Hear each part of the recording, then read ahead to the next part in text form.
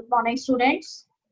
So today we are going to start our next chapter, that is chapter 13 of your NCERT book, and this is a photosynthesis in higher plants. What we are going to study in this chapter, students, we are here going to study that what actually is the process of photosynthesis.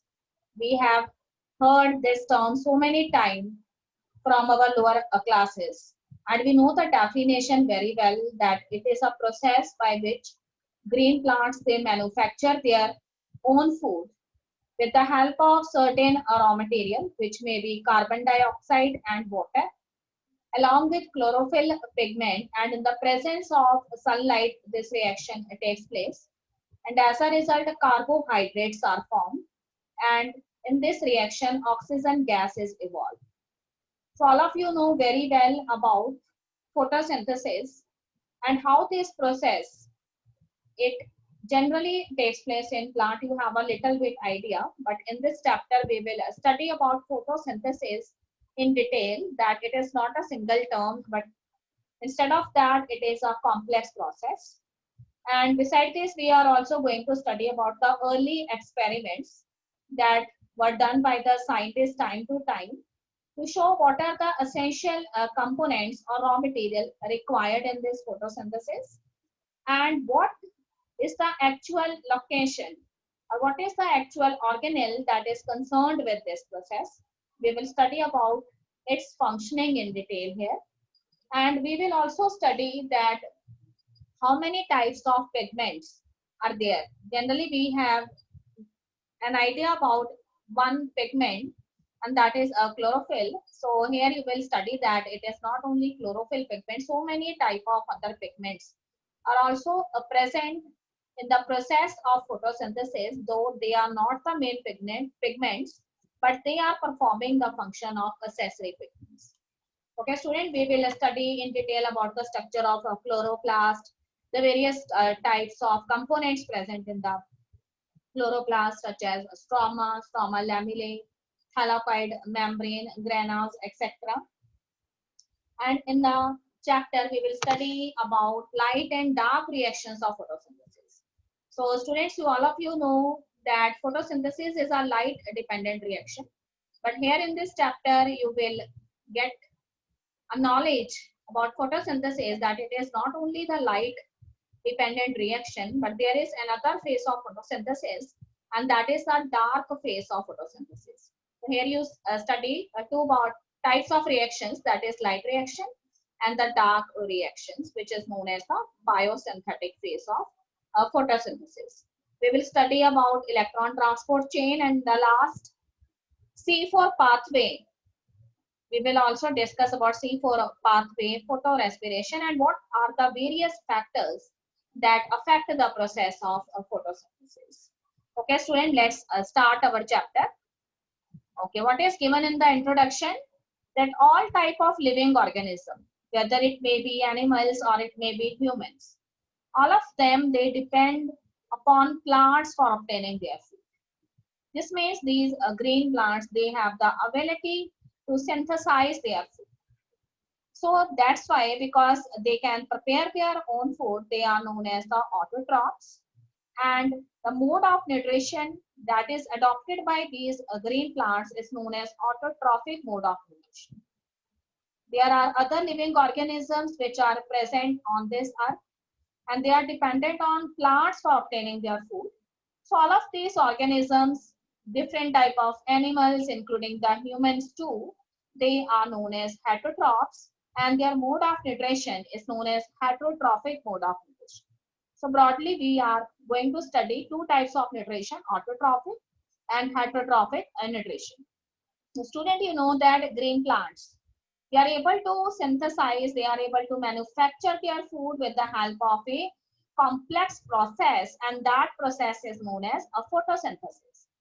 So here I want to add one more line to photosynthesis, that photosynthesis is not only a complex reaction, but it is a physico-chemical type of reaction. That means it has dual phases. It has dual forms. On one hand, it is a physical reaction. On the other hand, it is a chemical reaction. And you know that in this reaction, light energy is used. And green plants, they trap this light energy with the help of a pigment that is present in the green portions of the leaves as well as other green parts of the plant. And that pigment is known as the chlorophyll pigment. So this chlorophyll pigment, it traps the light energy and it traps certain wavelength and light waves, and in this way this light energy is later used by green plants to photosynthesize their food. Okay student, as a result of photosynthesis the organic products are formed, and these organic compounds, they are generally the carbohydrates or the simplest type of carbohydrates. You know its name very well, it is glucose. Yes student, here one beautiful diagram is visible on your screen that you see here. These green plants, they receive a specific wavelength of light rays from the sunlight. So you know that the spectrum of the sun, it has different light rays of different wavelength. So these green plants, they accept the sunlight that is unique to a particular wavelength, and later they use this light energy and they photosynthesize their food. So here for this process, photosynthesis, they require raw material. So here in this reaction, the raw material are carbon dioxide and water. Carbon dioxide the plant receive from the atmosphere, whereas water, they are received by plants through their roots from the soil. Not only water enters into the plant, but water along with minerals, they jointly enter into the plants through the roots and later transported by xylem tissue to various parts of the plant, including the leaves. And as a result of photosynthesis, you always know that carbohydrates or simplest sugars are formed. So this simplest sugar here is glucose. So when this glucose, it is stored in the body of the plant, that it is not stored in the form of glucose. You have learned in 10th standard, this glucose later converted into starch. And in this way, the food material, in the form of reserve food material, when stored in the plant, it is in the form of starch. And one thing you must remember in your mind, that as a result of photosynthesis, always oxygen gas is evolved as the end product.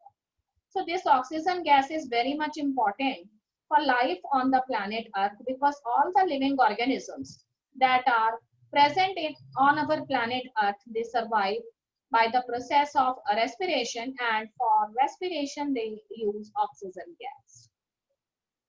Yes, student, proceeding with the term photosynthesis, all living forms on the earth, they depends upon sunlight for energy. You know that sun is the ultimate source of energy. So the use of energy from the sunlight by these plants is actually for the process of photosynthesis. So this means that by this process they manufacture their food, they satisfy the demands, the needs of the other living organisms which are actually heterotrophs. So photosynthesis is the basis of life on earth. Yes, student, photosynthesis is important because of two main reasons. You know very well, it is the primary source of all food on earth. That means through this process, the food is manufactured and that food is available to all the type of living organisms that are present on earth. This means the primary source of food is through this process, that is photosynthesis. And second thing is that in this chemical reaction, what happens as the end product, oxygen gas is released, and this oxygen gas is later used by the heterotrophic organisms for their respiratory activities. This means that the plants, they always use carbon dioxide gas for the process of photosynthesis as a raw material, and at the end of the reaction oxygen gas is evolved, and that oxygen gas is the main gas of the respiration that occurs in the living organisms that live on planet Earth. Okay, student, here you see the classical equation of photosynthesis. So here we have 6 molecules of carbon dioxide and 6 molecules of water. They later form C6H12O6. plus 6 molecules of oxygen evolved as the end product. Okay, students, 6 molecules of water and 6 molecules of carbon dioxide produce 1 molecule of sugar and 6 molecules of oxygen. So always remember, oxygen gas is released as the end product in this photochemical reaction, or you can say photosynthesis. So that is the important thing. Here in the other diagram, I have shown the raw material, that is carbon dioxide from atmosphere and water and minerals from the soil, accepted by the roots of the plant and later transported by xylem tissue of the stem. Then as a result of the reaction, carbohydrates are formed and oxygen gas is released, and this oxygen gas, it finally enters into the atmosphere, and the living organisms, they use this oxygen gas for their respiratory activities. Yes, student, here I am going to discuss some early experiments that were done by scientists regarding the photosynthesis. So here I want to discuss the first experiment, that is known as the variegated leaf experiment. So in this experiment, students, what we do, we select a potted plant, but one thing we must take in our mind, that potted plant should have variegated leaves. Now you know that what is a variegated leaf? A variegated leaf is such kind of leaf which have different patches of colors present on the leaf surface. This means certain portions of the leaf surface that is green in color, whereas other pale patches are also present on the lamina of the leaf. So here by this experiment, we want to show that the green portions of the leaves, they contain the chlorophyll pigment. So the process of photosynthesis, it takes place in the green portions of the leaf, because this chlorophyll pigment, they trap the sunlight energy, and later that energy is used in photosynthesis for converting the reactants, that is carbon dioxide and water, into product, that is carbohydrates. We can also do the experiment in another way. If we take an ordinary leaf, then we apply one black tape on a particular surface of the leaf. We cover the surface of the leaf with that black tape, and later we remove that black tape, and we done starch test for these leaves, both for the variegated leaves and both for the ordinary leaf. What we observe, that portion of the leaf which is exposed in the sunlight, it develops a starch. So when we apply iodine solution, it gives blue black color. And that portion which is covered by a black tape, as it is not exposed to sunlight, so photosynthesis cannot happen in it.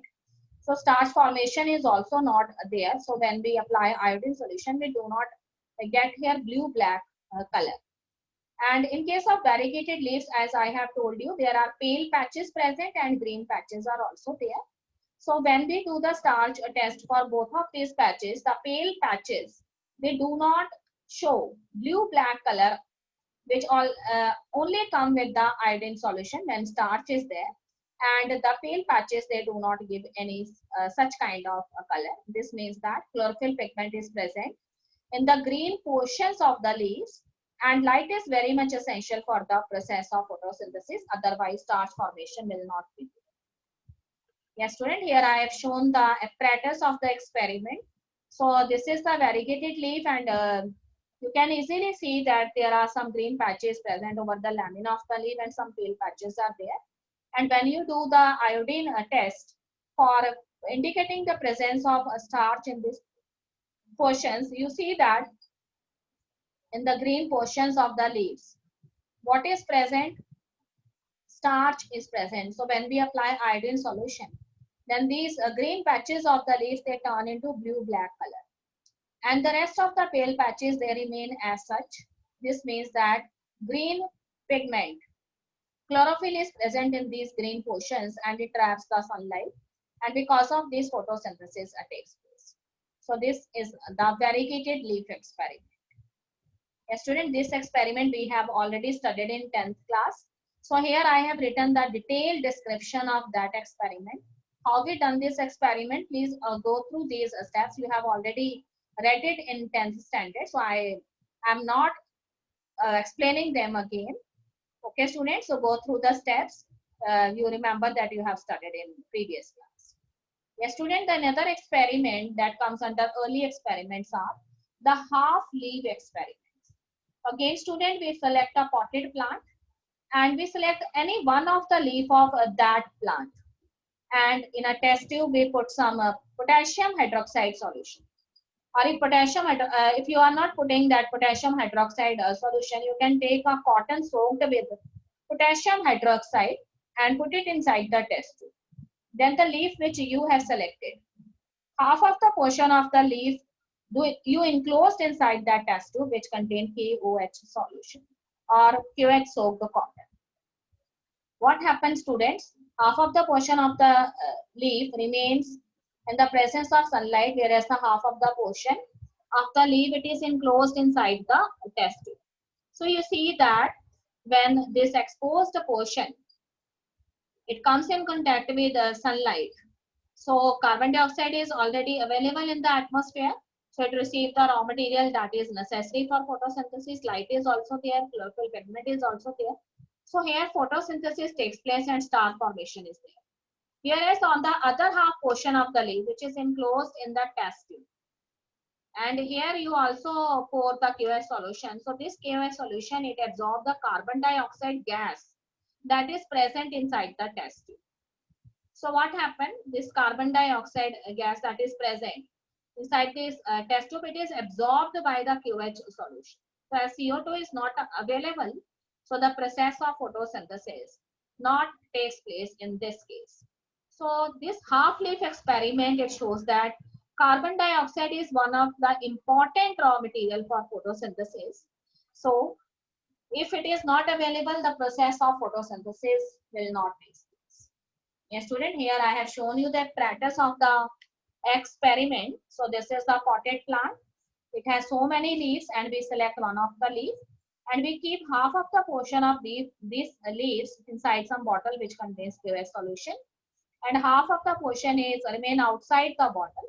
So the portion which is outside the bottle, in this portion photosynthesis takes place, starch formation is there. And when we do the iodine test, we see that this half portion, it gives blue-black color with iodine solution. Whereas the other half portion, which is present inside that bottle where KOH solution is there. So inside the bottle, the CO2 gas is there initially, but later it is absorbed by this KOH solution. So as a result, CO2 is not available for the process of photosynthesis. So here when you do the starch test for this leaf which is present inside the bottle, so it show a negative starch test, it do not show any blue-black color with iodine. Yes, student, here I am going to discuss the third very important experiment regarding photosynthesis, and that is the experiment done by the scientist Joseph Priestley. So it is popularly known as Joseph Priestley experiment. So student, you also have heard the name of the scientist. The scientist in the year 1774 also discovered oxygen gas. So it is his landmark discovery. Okay, student, in the year 1770, Priestley performed a series of experiments. And these experiments, they later proved that the role of air in the growth of the green plants. So he arranged one apparatus and here he has shown 4 stages of that apparatus. What he has he used a closed space in the form of a belliard, and beside the belliard he used one candle and one mice. So in apparatus 1, he arranged the belliard over some surface and inside the belliard a burning candle and a mice is there. What he observed after some time, the burning candle it extinguished as well as the mice also dies. So from this he conclude that as soon as the oxygen gas is available inside the belliard, so that oxygen gas is available for the process of combustion. So that's why the candle burns and the mice is also in a live condition. But when this oxygen is consumed by the animal as well as it is used in the process of combustion, no more oxygen is available inside the belliard. So as a result, what happened? Both the mice as well as the candle extinguish and the mice dies. So as a result, what he conclude that the quality of the air it is actually damaged by these breathing animals, because these animals, they use oxygen gas, but that oxygen gas which is used by these animals, in return they produce what gas? Carbon dioxide gas. So if plants are not there, then there is an imbalance which happens between the oxygen and the carbon dioxide balance. So what he did in the third step, inside the barrier he placed one mint plant. Again he burned the candle and the mice is also there. So what he observed after 2 hours, what he observed, that the mice is still alive and the candle is still burning. This means there is a source of oxygen present inside the barrier, and he concluded that that source of oxygen is actually the mint plant, that is Pudina plant. And this mint plant, it do the process of photosynthesis because the barrier is transparent, and because of this transparent barrier, the solar radiations it enters, and photosynthesis is there in the mint plant, and as a result which gas evolve? Oxygen gas evolves, and that oxygen gas, it is later used by these mice for his respiration, and that combustion process is also continuing with this oxygen gas. So all of these things that he observed in his apparatus, on the basis of that he gave a hypothesis that plant restore the air, whatever breathing animals and burning candles they do. Yes, student, here the apparatus of Joseph Priestley is very much clear to you. So Joseph Priestley, 1733 to 1804, he remained with us. So in 1774, this English scientist Joseph Priestley discovered oxygen gas, and he performed these experiments which gave an idea about the role of the air in the growth of the plants, and how the autotrophic, heterotrophic organisms, they are dependent on autotrophs for their life activities. Okay, students, that's all in today's lecture. There are so many other experiments that were done by the scientists regarding the reaction of photosynthesis. So we will discuss those experiments in our next lecture. So student, go through these early experiments and read the chapter carefully. So this is a very interesting chapter. We will study more about this chapter later. So that's all in today's lecture, student. Have a nice day.